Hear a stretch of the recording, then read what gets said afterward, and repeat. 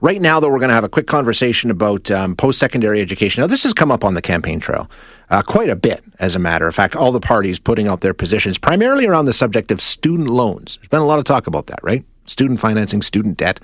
NDP leader Jagmeet Singh has accused the federal government of actually profiting off of student loan interest. Number crunchers have gone through that and said, well, maybe it's not that simple. Revenue doesn't equal profit, on and on. But he's vowed to eliminate the interest on student loans. Now, regardless of which party wins, it's a safe bet that financial stress will continue for post-secondary students in this country. And we're going to talk about some polling on just what it's like out there right now for people in this position. Kids back in school this week, universities up and running, some shifted to online. It's all trying to make things, as safe as possible.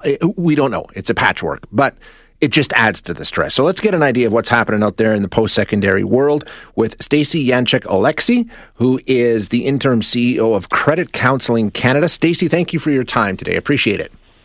Thank you, Shay. Good morning. So when we take a look at this, we're going to be talking primarily about a recent survey here that shows a full third of young people in Canada, so that includes all young people in Canada, are feeling financial pressure about post-secondary education, and it affects their mental health. That sounds alarming. It is. Yeah, we found, in our survey that 36% of young adults said their mental health was impacted by the financial pressure of going to school. So what's happening is that, students are not only faced with the pressure of having to, apply for education and, get good grades, but also how to pay for it. And as we can see, life has not gotten any cheaper during this pandemic. No, exactly not. And their parents also saying the same sort of thing, right? They're feeling added pressures to the same tune. About 36% of the parents feeling the same kind of pressure. Absolutely. And, this results, sometimes it's because the parents can't necessarily help their student out as much as they want, because maybe they've been impacted by the pandemic.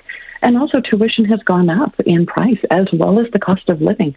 So there's a lot of pressure on that post-secondary student and the family to get an education. How has the pandemic complicated this? Has it made it even, it just adds a layer of stress for sure, but in this particular area, how has it affected things?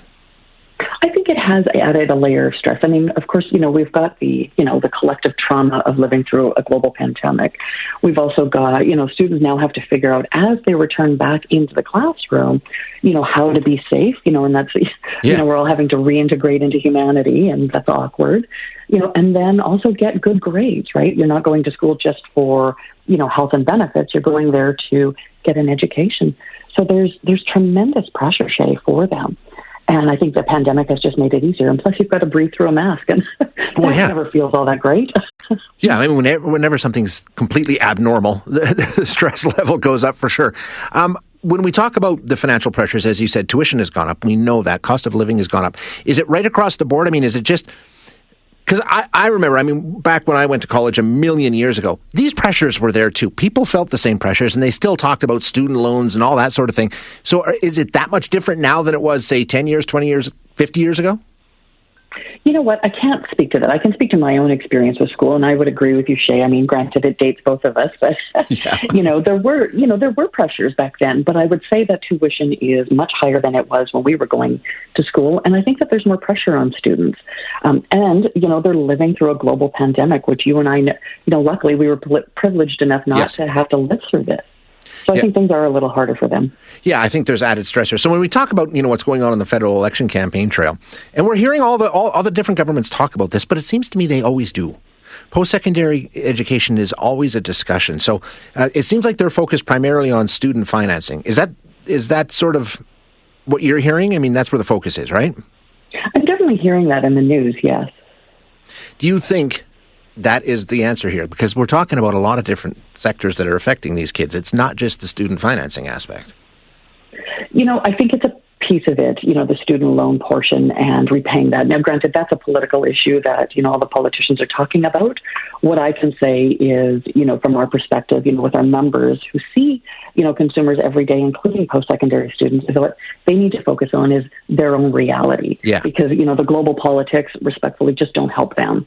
But they have to focus on their own reality and what's going on for them and their finances. Yeah, and as we said, Stacey, we dealt with this. These kids are dealing with it with the added stressor of a pandemic, and this will probably, post-secondary education is just expensive. Unless somebody decides to make it free, this is going to be an ongoing concern, I would assume. It is, and what I would say, before we all get discouraged and feel terrible about the situation is that post-secondary education is an investment, right? So while there's the financial burden of paying for it or paying it back once you're done, it is an investment. And, if you're going to get into debt, this is a good reason why, is to invest in your future so that you can go create the life and the career that you want. So it is a good investment, provided you're not on the Never Never plan. Exactly. I mean, it does pay off in the end, typically, but it's a big chunk for sure. Stacey, thanks so much for your time today. I appreciate it. Truly my pleasure. Thanks, Shane. You bet.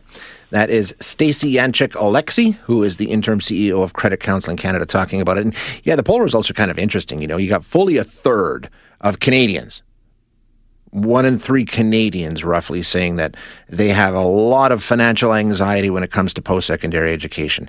And I'm not surprised. I've got 2 kids in college. It ain't cheap. I know how it works.